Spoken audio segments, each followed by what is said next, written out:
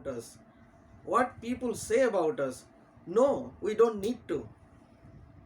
We need to find our identity and sense of purpose in God, because God has sought me for Himself. God has sought you for Himself. Your identity and purpose is God, not what other people think. Amen. So, that is the season of his life in Bethlehem, the first season, and there he overcomes by, of course, already mentioned, he finds relationship with God so important. This is a to he was a young teenager, and teenagers, one of the struggle of teenager is boredom, mundane life. You know, they are so fed up with boring. Even today my son was saying, so boring. My teenage son was saying, so boring. I mean, it's natural.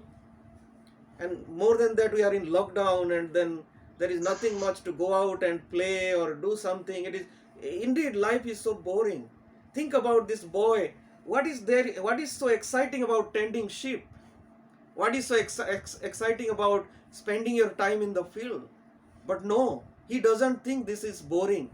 He develops in that place of, loneliness. He develops his relationship with God, and that is what makes him great. That is what sets him up on a journey, and that is what God sees. God from heaven sees and says, "That man, that I have chosen for myself. He is the man. He is the one I love, and he is the one who will love me back with all his heart." It does. We are not talking about David as a perfect man. We all know David had several failures, several major failures.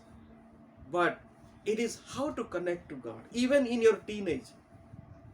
Right? I can see. I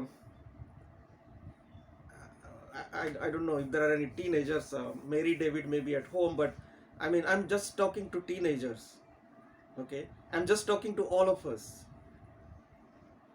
We can set our heart in God and not be distracted, not be overcome by the rejection and other things that affect us so easily.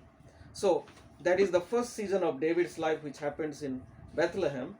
And then we know that the second thing that happens is Samuel anoints him, and the Spirit of God comes to him in power. And then there is a gap. There is a gap of, I think, 2-3 years after David is anointed as king. I mean, in a private function, of course. And then David's brothers are in the battle.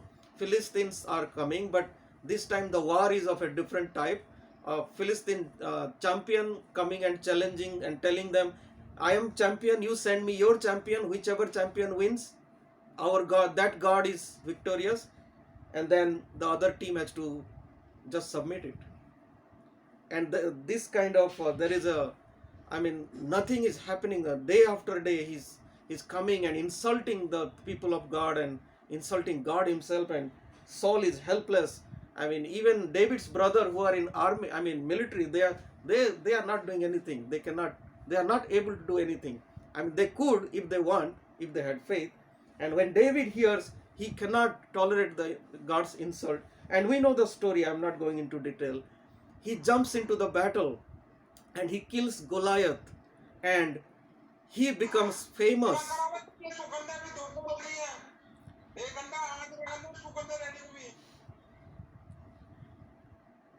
He becomes famous, and that is when his season 2 starts in Gibeah. He finds favor. He becomes popular. The women sing. I mean, first of all, he's called to the palace. Then he's serving Saul for some time, and then he goes out and fights many battles for Saul, and he becomes a commander. So this is a season of early promotion. He gets promoted. He's called to the palace, and he gets success, and he starts receiving people's praise, and starts to have many assignments